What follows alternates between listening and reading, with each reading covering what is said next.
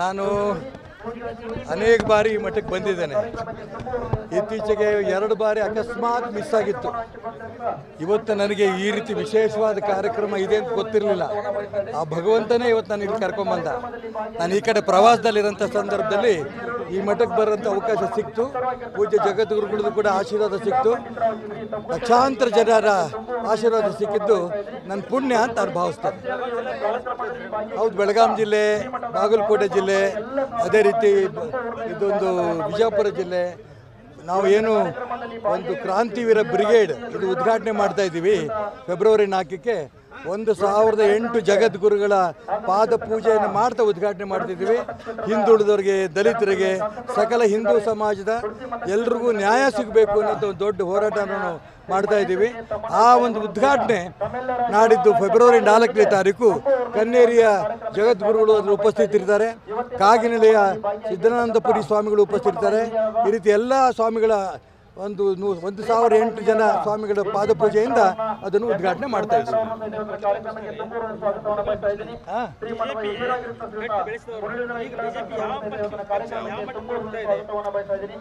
BJP ನಾನೇ ಕಟ್ಟು ಬೆಳೆಸಿದ್ದೀನಿ ಅಂತ ಅಹಂಕಾರ ನನಗಿಲ್ಲ. ಲಕ್ಷಾಂತರ ಕಾರ್ಯಕರ್ತರು, ಅನೇಕ ಹಿರಿಯರು ತಪಸ್ ಮಾಡಿ ಈ ಪಕ್ಷವನ್ನು ಕಟ್ಟಿದ್ದಾರೆ. ಇವಾಗಿನ ಪರಿಸ್ಥಿತಿ ನೋಡಿದ್ರೆ ದುಃಖ ಆಗುತ್ತೆ. ಎಲ್ಲ ಜಿಲ್ಲೆಗಳಿಗೂ ಕೂಡ ಪಕ್ಷವನ್ನು ಕಟ್ಟದಂಥ ಹಿರಿಯ ನಾಯಕರುಗಳಿಗೆ ಬೇಸರ ಇದೆ, ನೋವಿದೆ.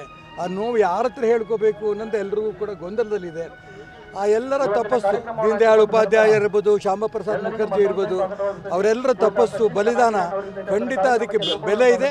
ಇವತ್ತಿನ ನಾಳೆ ಕರ್ನಾಟಕ ರಾಜ್ಯದಲ್ಲಿಯೂ ಕೂಡ ಭಾರತೀಯ ಜನತಾ ಪಾರ್ಟಿ ಒಳ್ಳೆ ರೂಪಕ್ಕೆ ಬರುತ್ತೆ ಅನ್ನೋ ವಿಶ್ವಾಸ ನನಗಿದೆ. ಇಡೀ ದೇಶದಲ್ಲಿ ಎಷ್ಟು ಕಾಂಗ್ರೆಸ್ ಇದೆ ಅಂತ ಉತ್ತರ ಕೊಡಲಿ. ಇಡೀ ದೇಶದಲ್ಲಿ ಬಿಜೆಪಿ ಒಂದೇನೆ. ಕಾಂಗ್ರೆಸ್ ಎಷ್ಟು ಕಾಂಗ್ರೆಸ್ ಇದೆ? 100 ಕಾಂಗ್ರೆಸ್ ಇದೆ. 100 ಕಾಂಗ್ರೆಸ್ನಲ್ಲಿರೋರು ಅವರು ಬಿಜೆಪಿ ಬಗ್ಗೆ ಇವತ್ತು ಆಪಾದನೆ ಮಾಡೋಂಥ ಸ್ಥಿತಿ ನಮಗೆ ಬಂದಿದೆಯಲ್ಲ ಅಂತ ನನಗೂ ಕೂಡ ನೋವಿದೆ. ಇದನ್ನು ಸರಿಯಾಗಬೇಕು ಅನ್ನೋಂಥ ಭಗವಂತನ ಪ್ರಾರ್ಥನೆ ಮಾಡ್ತೇನೆ. ಅನೇಕರೇ ಅಂತ ಹೇಳಿದಲ್ಲ, ತಪಸ್ಸು ಮಾಡಿದ್ದಾರೆ, ತ್ಯಾಗ ಮಾಡಿದ್ದಾರೆ, ಬಲಿದಾನ ಮಾಡಿದ್ದಾರೆ. ಅವರೆಲ್ಲ ತ್ಯಾಗ, ಬಲಿದಾನ, ತಪಸ್ಸು ವ್ಯರ್ಥ ಆಗಲ್ಲ. ಖಂಡಿತ ಇವತ್ತಿಲ್ಲ ನಾಳೆ ಭಾರತೀಯ ಜನತಾ ಪಾರ್ಟಿ ರಾಜ್ಯದಲ್ಲಿ ಸರಿ ಹೋಗುತ್ತೆ ಅನ್ನೋಂಥ ವಿಶ್ವಾಸ ನನಗಿದೆ. ನೋಡೋಣ. ನನ್ನ ಆಸೆ ಈ ಪಕ್ಷ ಒಂದು ಸಿದ್ಧಾಂತದಲ್ಲಿ ಇರಬೇಕು, ಯಾವ ಒಂದು ಕುಟುಂಬದಲ್ಲಿ ಇರಬಾರ್ದು, ಸಾಮೂಹಿಕ ನಾಯಕತ್ವ ಇರಬೇಕು, ಹೊಂದಾಣಿಕೆ ರಾಜಕಾರಣ ಇರಬಾರ್ದು. ಈ ಉದ್ದೇಶದಿಂದ ನಾನೇನು ಚುನಾವಣೆ ಸ್ಪರ್ಧೆ ಮಾಡಿದ್ದೆ. ಅದು ಈಗ ಚರ್ಚೆ ಶುರುವಾಗಿದೆ. ಅದೊಂದು ಸಂತೋಷ. ಚರ್ಚೆ ಶುರುವಾಗಿದೆ. ನಾನು ಅದಕ್ಕೋಸ್ಕರ ಹೇಳಿದ್ನಲ್ಲ, ಇದು ಸರಿ ಹೋಗುತ್ತೆ ಅನ್ನೋ ನಂಬಿಕೆ ಕೂಡ ನನಗಿದೆ. ನನಗೆ ಗೊತ್ತಿಲ್ಲ ಆ ಪಕ್ಷದಲ್ಲಿ ಏನೇನು ಚರ್ಚೆ ಆಗುತ್ತೋ, ಏನೇನು ತೀರ್ಮಾನ ಆಗುತ್ತೋ ದೊಡ್ಡವ್ರು ತೀರ್ಮಾನ ಮಾಡ್ತಾರೆ. ನಾನು ಹೇಳಿದ್ನಲ್ಲ, ಅದೇ ಕಾರಣಕ್ಕೆ ನಾನು ಅದೊಂದು ವಿಚಾರ ನಾನು ಹೊರಬರೋಕ್ಕೆ ಇದೆಲ್ಲ ಸರಿ ಹೋಗುತ್ತೆ ಅನ್ನೋ ನಂಬಿಕೆ ನನಗಿದೆ. ನಮ್ಮ ತಾಯಿ ರೀ ಭಾರತೀಯ ಜನತಾ ಪಾರ್ಟಿ. ಆ ತಾಯಿ ಬಿಟ್ಟು ಎಂದೂ ಹೋಗಕ್ಕೆ ಸಾಧ್ಯ ಇಲ್ಲ. ಸರಿ ಹೋಗಬೇಕು. ಸರಿ ಹೋದ್ಮೇಲೆ ಮತ್ತೆ ಬಿಜೆಪಿ ಹೋಗೋಣ, ಇದರಲ್ಲೇ ಅನುಮಾನ ಇಲ್ಲ. ಸರಿ ಹೋಗಲಿಲ್ಲ ಅಂದಾಗ ಏನು ಮಾಡಬೇಕು ಅಂತ ಯೋಚನೆ ಮಾಡ್ತೀನಿ.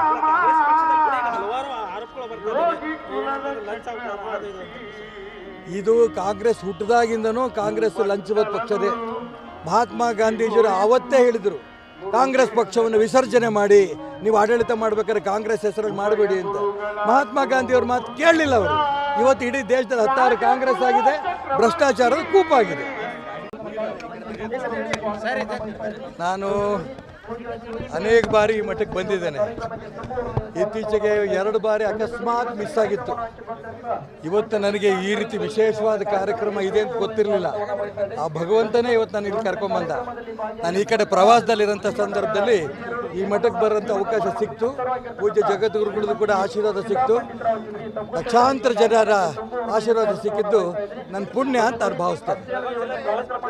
ಹೌದು, ಬೆಳಗಾಂ ಜಿಲ್ಲೆ, ಬಾಗಲಕೋಟೆ ಜಿಲ್ಲೆ, ಅದೇ ರೀತಿ ಇದೊಂದು ವಿಜಯಪುರ ಜಿಲ್ಲೆ.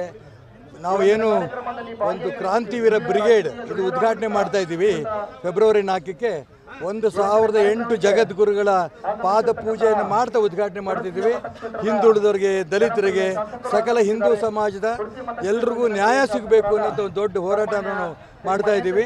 ಆ ಒಂದು ಉದ್ಘಾಟನೆ ನಾಡಿದ್ದು ಫೆಬ್ರವರಿ 4ನೇ ತಾರೀಕು ಕನ್ನೇರಿಯ ಜಗದ್ಗುರುಗಳು ಅದರಲ್ಲಿ ಉಪಸ್ಥಿತರಿದ್ದಾರೆ. ಕಾಗಿನೆಲೆಯ ಸಿದ್ಧಾನಂದಪುರಿ ಸ್ವಾಮಿಗಳು ಉಪಸ್ಥಿತರಿದ್ದಾರೆ. ಈ ರೀತಿ ಎಲ್ಲ ಸ್ವಾಮಿಗಳ 1008 ಜನ ಸ್ವಾಮಿಗಳ ಪಾದಪೂಜೆಯಿಂದ ಅದನ್ನು ಉದ್ಘಾಟನೆ ಮಾಡ್ತಾ ಇದ್ದೀವಿ.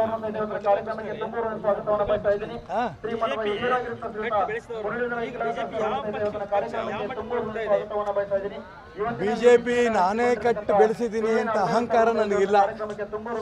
ಲಕ್ಷಾಂತರ ಕಾರ್ಯಕರ್ತರು, ಅನೇಕ ಹಿರಿಯರು ತಪಸ್ ಮಾಡಿ ಈ ಪಕ್ಷವನ್ನು ಕಟ್ಟಿದ್ದಾರೆ. ಇವಾಗಿನ ಪರಿಸ್ಥಿತಿ ನೋಡಿದ್ರೆ ದುಃಖ ಆಗುತ್ತೆ. ಎಲ್ಲ ಜಿಲ್ಲೆಗಳಿಗೂ ಕೂಡ ಪಕ್ಷವನ್ನು ಕಟ್ಟದಂಥ ಹಿರಿಯ ನಾಯಕರುಗಳಿಗೆ ಬೇಸರ ಇದೆ, ನೋವಿದೆ. ಆ ನೋವು ಯಾರ ಹತ್ರ ಹೇಳ್ಕೋಬೇಕು ಅನ್ನೋದು ಎಲ್ರಿಗೂ ಕೂಡ ಗೊಂದಲದಲ್ಲಿದೆ. ಆ ಎಲ್ಲರ ತಪಸ್ಸು, ದೀನ್ ದಯಾಳ್ ಉಪಾಧ್ಯಾಯ ಇರ್ಬೋದು, ಶ್ಯಾಮ ಪ್ರಸಾದ್ ಮುಖರ್ಜಿ ಇರ್ಬೋದು, ಅವರೆಲ್ಲರ ತಪಸ್ಸು, ಬಲಿದಾನ ಖಂಡಿತ ಅದಕ್ಕೆ ಬೆಲೆ ಇದೆ. ಇವತ್ತಿನ ನಾಳೆ ಕರ್ನಾಟಕ ರಾಜ್ಯದಲ್ಲಿಯೂ ಕೂಡ ಭಾರತೀಯ ಜನತಾ ಪಾರ್ಟಿ ಒಳ್ಳೆ ರೂಪಕ್ಕೆ ಬರುತ್ತೆ ಅನ್ನೋ ವಿಶ್ವಾಸ ನನಗಿದೆ. ಇಡೀ ದೇಶದಲ್ಲಿ ಎಷ್ಟು ಕಾಂಗ್ರೆಸ್ ಇದೆ ಅಂತ ಉತ್ತರ ಕೊಡಲಿ. ಇಡೀ ದೇಶದಲ್ಲಿ ಬಿಜೆಪಿ ಒಂದೇನೆ. ಕಾಂಗ್ರೆಸ್ ಎಷ್ಟು ಕಾಂಗ್ರೆಸ್ ಇದೆ? ನೂರಾರು ಕಾಂಗ್ರೆಸ್ ಇದೆ. ನೂರಾರು ಕಾಂಗ್ರೆಸ್ನಲ್ಲಿರೋರು ಅವರು ಬಿಜೆಪಿ ಬಗ್ಗೆ ಇವತ್ತು ಆಪಾದನೆ ಮಾಡೋಂಥ ಸ್ಥಿತಿ ನಮಗೆ ಬಂದಿದೆಯಲ್ಲ ಅಂತ ನನಗೂ ಕೂಡ ನೋವಿದೆ. ಇದನ್ನು ಸರಿಯಾಗಬೇಕು ಅನ್ನೋಂಥ ಭಗವಂತನ ಪ್ರಾರ್ಥನೆ ಮಾಡ್ತೇನೆ. ಅನೇಕರೇ ಅಂತ ಹೇಳಿದಲ್ಲ, ತಪಸ್ಸು ಮಾಡಿದ್ದಾರೆ, ತ್ಯಾಗ ಮಾಡಿದ್ದಾರೆ, ಬಲಿದಾನ ಮಾಡಿದ್ದಾರೆ. ಅವರೆಲ್ಲ ತ್ಯಾಗ, ಬಲಿದಾನ, ತಪಸ್ಸು ವ್ಯರ್ಥ ಆಗಲ್ಲ. ಖಂಡಿತ ಇವತ್ತಿಲ್ಲ ನಾಳೆ ಭಾರತೀಯ ಜನತಾ ಪಾರ್ಟಿ ರಾಜ್ಯದಲ್ಲಿ ಸರಿ ಹೋಗುತ್ತೆ ಅನ್ನೋಂಥ ವಿಶ್ವಾಸ ನನಗಿದೆ. ನೋಡೋಣ. ನನ್ನ ಆಸೆ ಈ ಪಕ್ಷ ಒಂದು ಸಿದ್ಧಾಂತದಲ್ಲಿ ಇರಬೇಕು, ಯಾವ ಒಂದು ಕುಟುಂಬದಲ್ಲಿ ಇರಬಾರ್ದು, ಸಾಮೂಹಿಕ ನಾಯಕತ್ವ ಇರಬೇಕು, ಹೊಂದಾಣಿಕೆ ರಾಜಕಾರಣ ಇರಬಾರ್ದು. ಈ ಉದ್ದೇಶದಿಂದ ನಾನೇನು ಚುನಾವಣೆ ಸ್ಪರ್ಧೆ ಮಾಡಿದ್ದೆ. ಅದು ಈಗ ಚರ್ಚೆ ಶುರುವಾಗಿದೆ. ಅದೊಂದು ಸಂತೋಷ. ಚರ್ಚೆ ಶುರುವಾಗಿದೆ. ನಾನು ಅದಕ್ಕೋಸ್ಕರ ಹೇಳಿದ್ನಲ್ಲ, ಇದು ಸರಿ ಹೋಗುತ್ತೆ ಅನ್ನೋ ನಂಬಿಕೆ ಕೂಡ ನನಗಿದೆ. ನನಗೆ ಗೊತ್ತಿಲ್ಲ ಆ ಪಕ್ಷದಲ್ಲಿ ಏನೇನು ಚರ್ಚೆ ಆಗುತ್ತೋ, ಏನೇನು ತೀರ್ಮಾನ ಆಗುತ್ತೋ ದೊಡ್ಡವ್ರು ತೀರ್ಮಾನ ಮಾಡ್ತಾರೆ. ನಾನು ಹೇಳಿದ್ನಲ್ಲ, ಅದೇ ಕಾರಣಕ್ಕೆ ನಾನು ಅದೊಂದು ವಿಚಾರ ನಾನು ಹೊರಬರೋಕ್ಕೆ ಇದೆಲ್ಲ ಸರಿ ಹೋಗುತ್ತೆ ಅನ್ನೋ ನಂಬಿಕೆ ನನಗಿದೆ. ನಮ್ಮ ತಾಯಿ ರೀ ಭಾರತೀಯ ಜನತಾ ಪಾರ್ಟಿ. ಆ ತಾಯಿ ಬಿಟ್ಟು ಎಂದೂ ಹೋಗಕ್ಕೆ ಸಾಧ್ಯ ಇಲ್ಲ. ಸರಿ ಹೋಗಬೇಕು. ಸರಿ ಹೋದ್ಮೇಲೆ ಮತ್ತೆ ಬಿಜೆಪಿ ಹೋಗೋಣ, ಇದರಲ್ಲೇ ಅನುಮಾನ ಇಲ್ಲ. ಸರಿ ಹೋಗಲಿಲ್ಲ ಅಂದಾಗ ಏನು ಮಾಡಬೇಕು ಅಂತ ಯೋಚನೆ ಮಾಡ್ತೀನಿ.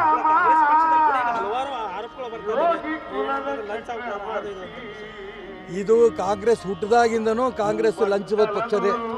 ಮಹಾತ್ಮ ಗಾಂಧೀಜಿಯವರು ಆವತ್ತೇ ಹೇಳಿದರು, ಕಾಂಗ್ರೆಸ್ ಪಕ್ಷವನ್ನು ವಿಸರ್ಜನೆ ಮಾಡಿ, ನೀವು ಆಡಳಿತ ಮಾಡ್ಬೇಕಾದ್ರೆ ಕಾಂಗ್ರೆಸ್ ಹೆಸರಲ್ಲಿ ಮಾಡಬೇಡಿ ಅಂತ. ಮಹಾತ್ಮ ಗಾಂಧಿಯವ್ರ ಮಾತು ಕೇಳಲಿಲ್ಲ ಅವರು. ಇವತ್ತು ಇಡೀ ದೇಶದಲ್ಲಿ 16 ಕಾಂಗ್ರೆಸ್ ಆಗಿದೆ, ಭ್ರಷ್ಟಾಚಾರದ ಕೂಪಾಗಿದೆ. ಗ್ಯಾರಂಟಿ ನ್ಯೂಸ್, ಸುದ್ದಿ ಖಚಿತ, ನ್ಯಾಯ ನಿಶ್ಚಿತ.